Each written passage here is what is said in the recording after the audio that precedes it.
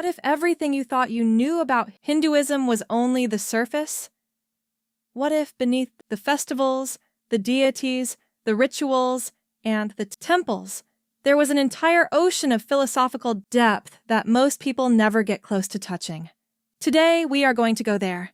We are going to go deep into the actual intellectual, psychological, and spiritual architecture of one of the most extraordinary traditions in human history. And I promise you, by the end of this video, you will never look at Hinduism the same way again.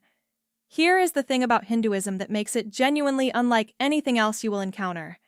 It has no founding moment. There was no single prophet who had a vision and said, "Follow me." There was no council that sat down and wrote a rulebook. There was no day zero. Hinduism emerged the way a forest emerges, slowly, organically, over thousands of years, fed by countless tributaries of human experience, inquiry, and insight. This is not a weakness of the tradition. It is actually one of its most remarkable qualities. It means Hinduism was never frozen in one person's understanding of the world. It kept growing. It kept questioning itself. It kept evolving. The name that Hindus themselves gave to their tradition was Sanatana Dharma, which translates roughly as the eternal way or the eternal order, and that name contains a profound philosophical claim. The truths within this tradition were not invented. They were discovered. Ancient sages known as rishis encountered these truths through deep meditative inquiry, not through revelation handed down from above, but through turning their awareness inward with extraordinary discipline and depth. The oldest scriptures, the Vedas, literally means knowledge. Not commandments, not laws, knowledge. Now let us actually get into the core of what this tradition is saying, because this is where things get genuinely fascinating. The central concept in Hindu philosophy, the one idea around which everything else orbits, is called Brahman. And Brahman is not a god in the way most people use that word. Brahman is not a being sitting somewhere judging your choices. Brahman is the underlying reality of everything that exists. It is the infinite, eternal, unchanging ground beneath all appearances. Every person, every rock, every thought, every galaxy, every moment of experience you have ever had, all of it is an expression of this one underlying reality. This is why Hindu philosophy at its deepest level is not really polytheism in the way critics sometimes claim. It is closer to what philosophers call monism, the view that at the fundamental level, everything is one thing. But here is where it gets deeply personal, and this is the part that should stop you in your tracks. Within this framework, there is a concept called Atman, which refers to the individual self or soul. And the most extraordinary claim in all of Hindu philosophy is that your Atman and Brahman are not two different things. They are the same thing. The most famous 4 words in the entire tradition capture this perfectly. Tat Tvam Asi. You are that. You are not separate from the infinite. You are not a small creature gazing up at something vast and alien. At your deepest level, you are an expression of the same reality that underlies all of existence. So, why does that not feel true? Why do we walk around feeling limited, anxious, small, and cut off from everything? The Hindu answer to that question is the concept of Maya. Now, Maya is usually translated as illusion, but that translation misses something important. Maya does not mean the physical world is not real. It means the way we ordinarily experience the world as a collection of separate, independent, disconnected objects and beings is not the deepest truth. It is like being asleep and completely convinced that the dream is the whole of reality. The spiritual journey in this tradition is essentially the process of waking up, not through blind faith, not through simple belief, but through direct personal experience of your own deepest nature. And the name for that awakening, that direct recognition of your true nature, is moksha, liberation. And this is where Hindu thinking diverges so sharply from how most modern people think about religion. Moksha is not primarily something that happens after death. It is a transformation of your inner experience while you are alive. It is freedom from the psychological bondage of misidentification. When you stop confusing yourself with your anxieties, your achievements, your social roles, your fears, something opens up, something spacious and steady underneath all the noise. Now, let us talk about karma, because this is one of the most widely used and most widely misunderstood concepts that Hinduism gave to the world. In popular culture, karma has been reduced to something like cosmic revenge. You do something bad and bad things will come back around to get you. But in the actual philosophical framework of Hinduism, karma is something far more sophisticated and far more interesting than that. Karma means action. Every action you take, every word you speak, every intention you hold generates consequences. Those consequences shape the texture of your future experience. Karma is not punishment from an angry cosmic judge. It is more like a mathematical principle, a natural ordering of cause and effect that operates at the level of consciousness itself. And crucially, the teaching about karma in the Bhagavad Gita is not about how to earn good karma and avoid bad karma. It is about transcending the whole framework of outcome-based action entirely. Act fully. Act with your whole being. Bring everything you have to whatever you are doing, but release your grip on the results. This is what Krishna tells the warrior Arjuna in one of the most psychologically sophisticated conversations ever recorded. Arjuna is paralyzed at the beginning of a great battle. He looks across the battlefield and sees his own relatives, his teachers, people he loves, and he collapses with grief and doubt. He cannot see how anything good can come from this. And Krishna's response to his crisis unfolds into one of the deepest explorations of identity, duty, consciousness, and action that human thought has ever produced. Krishna does not tell Arjuna to simply be brave and push through his feelings. He addresses the root of the confusion. Arjuna is suffering because he has misunderstood who he is. He believes he is the one acting, the one choosing, the one who will bear the consequences of the outcome. Krishna points him toward a deeper reality. The soul is eternal. It cannot be destroyed, and your role is to act in alignment with your dharma, your deepest nature and duty, without letting your ego's attachment to outcomes drive the bus. Dharma is another concept that deserves serious attention because it gets oversimplified constantly. Dharma is not just duty in the narrow sense of following rules. Dharma is alignment with your intrinsic nature within the larger order of existence. It is the idea that every person has a unique configuration of qualities, gifts, and responsibilities, and that living in alignment with that configuration is not just personally fulfilling, but cosmically right. When you violate your dharma, when you betray your own deepest nature for comfort or social approval or fear, something in you knows. And the tradition suggests that the suffering we carry in those moments is not random, it is a signal.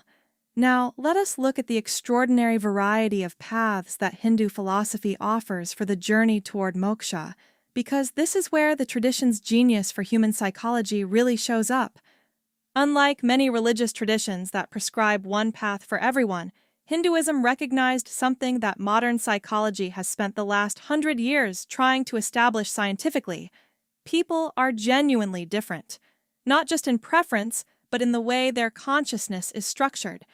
And so the tradition developed multiple distinct paths suited to different psychological types. For those who are naturally intellectual, whose deepest drive is toward understanding and clarity, there is Jnana Yoga, the path of knowledge. This is the path of rigorous philosophical inquiry, of relentlessly questioning your assumptions about who you are, of cutting through the layers of misidentification until something real is encountered directly. For those who are naturally devotional, whose greatest capacity is love and longing, there is Bhakti Yoga, the path of devotion. Instead of trying to suppress or transcend the emotional life, Bhakti redirects it entirely, transforming personal love into something that reaches all the way to the ground of being. For those who are naturally active, who are most alive when they are doing and serving, there is Karma Yoga, the the path of selfless action.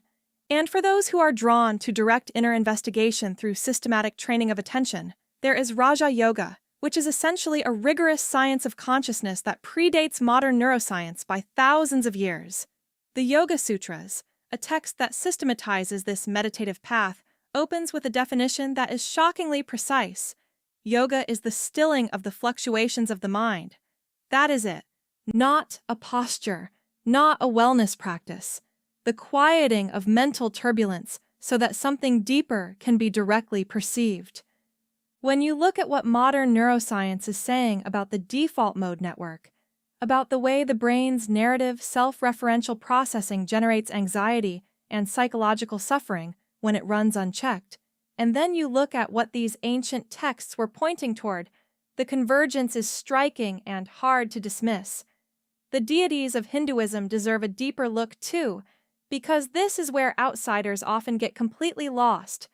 When you see the thousands of divine figures in Hindu tradition, the immediate response is to categorize this as simple polytheism, as primitive people worshipping many gods. But that misses the entire point. Each deity in the Hindu pantheon is a concentrated symbolic representation of a principle that operates both cosmically and psychologically. Shiva is not merely a god who destroys things. Shiva embodies the principle of dissolution that makes transformation possible. Without ending, there is no beginning. Without the clearing of what is old, nothing new can emerge.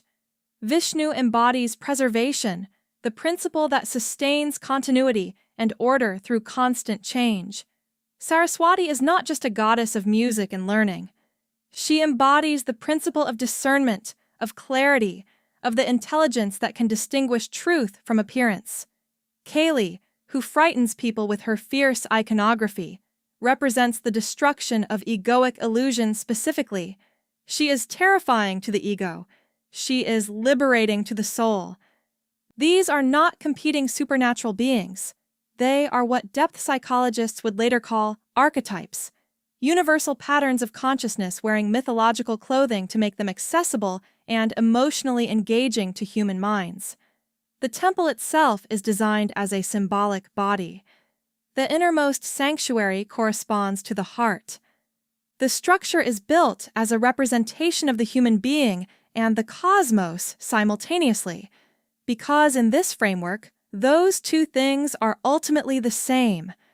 Now we have to be honest about the shadow of this tradition, because a serious examination requires it. The caste system represents one of the most painful distortions that accumulated within Hindu civilization over centuries. What may have originally been a functional description of different social roles became a rigid, hereditary, and deeply oppressive system that assigned human beings their worth at birth and subjected millions of people to dehumanizing treatment across generations. The suffering this caused is real, documented, and cannot be minimized or explained away. The intellectually honest position, one argued by reformers from within the tradition, including Swami Vivekananda and B.R. Ambedkar, is that caste discrimination represents a profound corruption of the tradition's deepest teachings, a philosophy that declares every individual soul to be an expression of the same infinite reality cannot coherently justify treating any human being as lesser. The contradiction is glaring, and the work of confronting that contradiction honestly is ongoing. Similarly, the relationship between Hindu tradition and gender is complicated. On one hand, no other major world religion has such a rich tradition of goddess worship. The concept of Shakti, divine feminine energy understood as the very power through which existence manifests, is absolutely central to large currents of Hindu thought. The goddesses are not secondary figures, they are often primary. And yet, certain historical texts contain passages about women that are profoundly troubling to any modern reading. Reformers argue these passages reflect the social limitations of the periods in which they were composed and do not represent the eternal spiritual core. That conversation is still very much alive. There is also a question about karma that deserves direct engagement. If your suffering is the result of past actions, does that not imply that those who are suffering deserve it? Does karma doctrine provide spiritual cover for ignoring injustice? The honest answer is that this is precisely how it has sometimes been used. But a careful reading of the tradition pushes back against this firmly. Karma is not a justification for inaction in the face of cruelty. The Bhagavad Gita's teaching of selfless action requires engagement with the world. Witnessing suffering and doing nothing is itself an action with karmic weight. The abuse of karma doctrine as a rationalization for indifference is a distortion of the original teaching, not its expression. One of the most philosophically interesting questions about Hinduism is whether its famous inclusivity, its willingness to say that all sincere spiritual paths lead toward truth, is genuine tolerance or something more problematic. The Rig Veda contains a line that is famous for good reason. Truth is one. The wise call it by different names. This impulse toward inclusion is beautiful, but critics point out that saying all religions lead to the same place actually contradicts the specific claims of many religions. A tradition that insists there is only one path to salvation does not experience being told all paths are valid as acceptance. It experiences it as a fundamental disagreement. The honest response from within Hindu philosophy is not that all religions are identical, because they clearly are not, but that genuine spiritual sincerity in any form moves a consciousness in the direction of reality. That is a more defensible claim, and it still leaves room for meaningful differences. What makes Hinduism most relevant to the world we are living in right now, in July 2026, is precisely what it identified as the central human problem. Not sin, not disobedience, not failure to follow the correct rules. Avidya, misidentification, the confusion between what you are and what you appear to be. We live in a civilization that has achieved genuinely extraordinary things in the material world, and yet the inner landscape of most people is characterized by anxiety, comparison, a deep hunger for meaning that consumption and achievement cannot satisfy, and a kind of groundlessness that comes from having no stable sense of who you actually are beneath the roles and the performances. Hinduism looked directly at that problem thousands of years ago. It said, "The restlessness you feel is not random. It is the ache of a consciousness that has forgotten its own nature," and the tradition built entire systems, philosophical, devotional, meditative, and ethical, aimed at addressing that forgetting. Not through blind belief, not through fear, but through direct investigation. The invitation is radical and ancient, and as relevant as anything being written today. Look, inquire. Do not accept second-hand answers about the nature of your own awareness. Find out for yourself. The tradition that emerged from the ancient banks of the Indus River and grew through thousands of years of human questioning is not a museum piece. It is not a cultural costume. At its best, it is a living invitation to the one investigation that every human being, regardless of background or belief, is ultimately engaged in anyway. Who am I underneath all of this? What is real? What is the nature of this awareness that is somehow here, right now, experiencing everything? Hinduism does not claim to have the only answers to those questions. It claims to have developed extraordinarily sophisticated tools for pursuing them, and the offer it extends is simple. Use the tools. Test them in your own experience. Do not believe anything that has not been verified in the laboratory of your own consciousness. That commitment to direct inquiry, to internal investigation over blind acceptance, may be the most radical and most enduring gift this tradition has offered the world. Stay with that question, because the most interesting journey you will ever take does not begin anywhere external. It begins exactly where you are right now, looking inward with genuine curiosity and having the courage to keep going no matter what you find.